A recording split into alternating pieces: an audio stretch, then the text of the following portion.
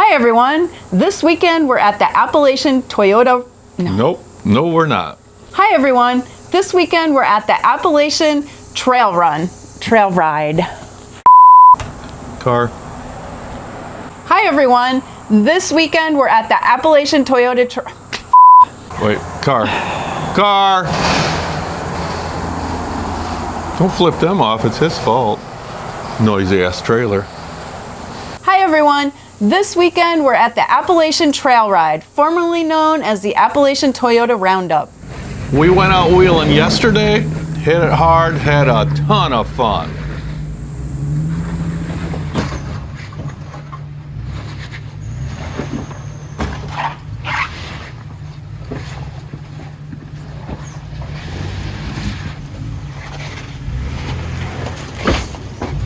Unfortunately, we ran into a few problems with the 4Runner. In this short video, we're going to show you what happened and how we're going to make it back home. Hopefully, make it all the way back home. First of the 3 problems that came up. Even though, during the trail ride we were on, I never turned on the rear e-locker and there was no indicator light on the dash showing that it was on, apparently it was stuck on. It came on all by itself and it stuck on for some reason. Now when we got out onto a gravel road coming out of the park, I could tell then that it was on. Turning corners, I could hear the wheels slipping. And then when we got on the paved road back to our cabin, it was like a little bird was following us every time we turned a corner. Chirp, chirp.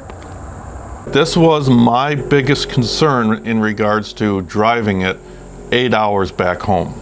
So here at the cabin, we played around, putting it in 4-low, jerking the wheel back and forth, driving it, trying to get it to unlatch in the rear, and finally it came unlocked. And don't try turning it back on until we get this thing back home. I am not touching that thing until it's safely in our own garage. Second thing that went wrong. I knew that the poly bushings in the rear lower links were at the end of their lives. I thought we could get by doing this trip and then changing them out, but I was definitely wrong. At some point on the trail, probably when we were flexed at full drop, the driver's side rear grenaded. Mark took the link off, pounded the cartilage back in between the bones. What was left of it.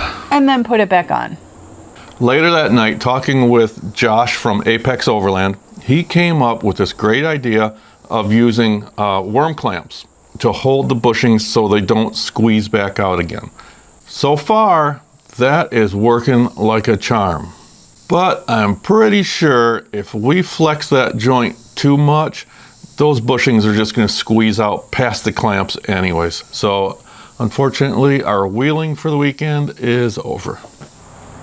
So we made the most of it. We spent some time at this great cabin that we rented, and we went up to Brushy Prison. Yeah, that was kind of creepy. There's an old prison that is now defunct, and it's a museum now, and you can go through the cells and everything. And it has a distillery. And yeah, there's a distillery there. It's kind of touristy, but it's really cool to see, and yeah, we made a day of it. Third, and hopefully the last thing, the steering wheel is off. It's off-centered.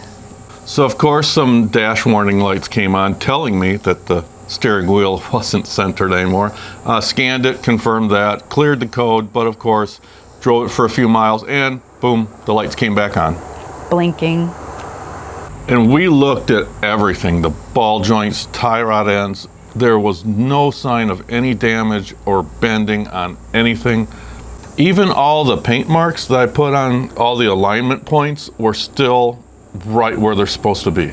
We checked the toe with the string, and it's still pretty much dead on. We took it out on a nearby highway, got it up to 60 miles an hour, didn't pull one way or the other, didn't shimmy or shake, so I think we're good to go.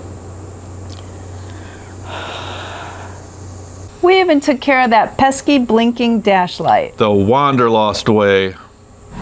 When we get back home, we'll post updates on what we find caused all this.